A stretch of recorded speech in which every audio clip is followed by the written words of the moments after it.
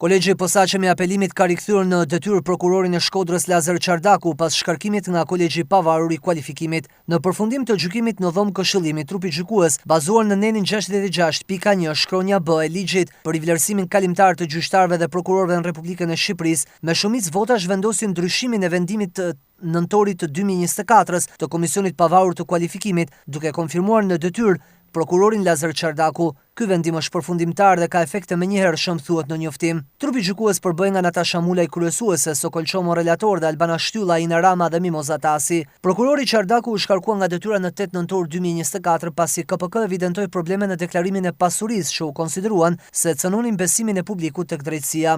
Ndërkohë, Çardaku u vlerësoi besueshëm në kriterin e pasurisë dhe se kishte arritur nivelin minimal kualifikues për profesionalizëm. Lazar Çardaku e ka nisur karrierën në sistemin e drejtësisë në vitin 1994 si oficer i policisë gjyqësore në Prokurinë e Pukës dhe në 1999 është emëruar si prokuror në Shkodër. Ai ka drejtuar gjatë viteve 2008-2012 Prokurinë e Matit dhe më pas e ka ushtruar funksionin si prokuror i shkallës së parë dhe i apelit.